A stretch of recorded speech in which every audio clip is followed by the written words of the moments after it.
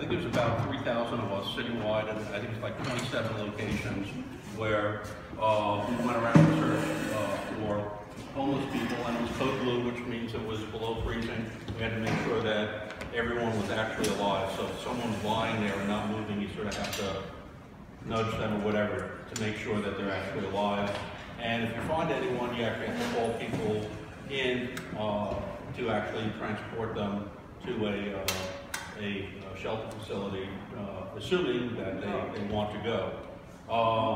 I just remind people that, you know, homeless is not, you know, a thing where there's just someone there and I'm invisible to them. They're people too.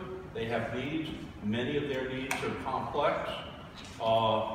Many of them really need housing first before the shelter, and that's, you know, some of the problems with the city is that they make certain requirements, you know, and what they really need is a place to stay and stabilize their lives, more important than, say, drug treatment, food, or everything else. So we're saying it's still, you know, an issue. I know it's the area that we searched. So I went to Hunter College, and we searched an area that was, I would say, broadly the Upper East Side, which included Central Park, did not include Roosevelt Island in any of our segments of areas to search. I know I myself have seen homeless on the island in several areas.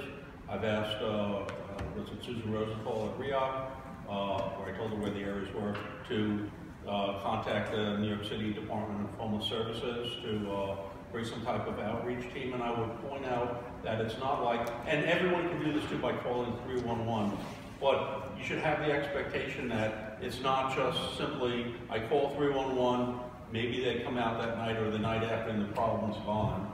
It's that at some point, the outreach people have to build a relationship with the people who are homeless to gain trust, and then so that they are willing to take services that the city offers. So it's not just simply a one-call thing. And I know I've heard, you know, there have been problems with, you know, behavior issues with some of the homeless. Again, that's a, you know, normal police call and stuff like that. But again, you can call 311. You can volunteer and do things like this and become part of these types of outreach and stuff like that. And maybe if you don't do it in your neighborhood, but do it in another neighborhood, maybe you can have a, you know, disconnect and just sort of see it, you know, from a compassionate, you know, and from a human stance, and you know, to do something to help people. And they're not invisible; they are people too, and you should keep them in your prayers. Thank you. Frank?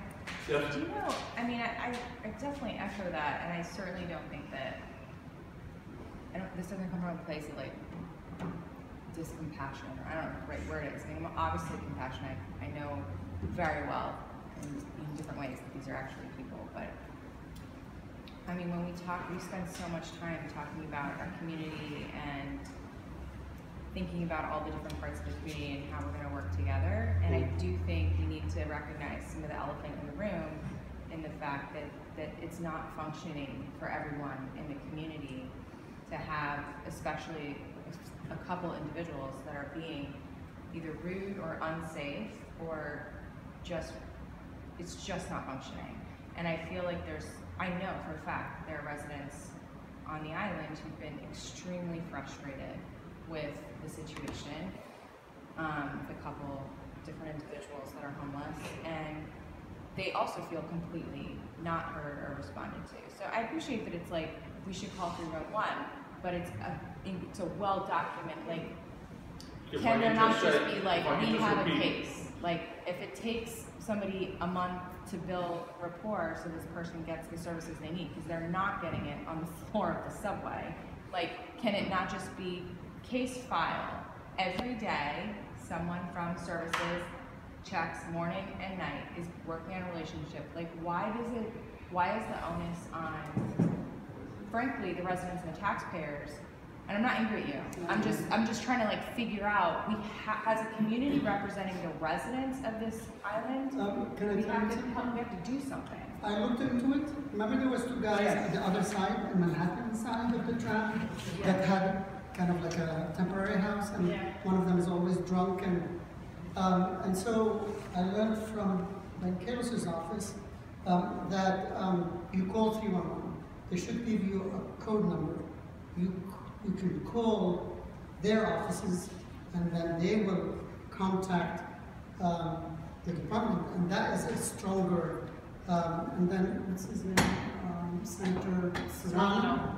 Actually, when I told him and I called them with a number, those two guys are out.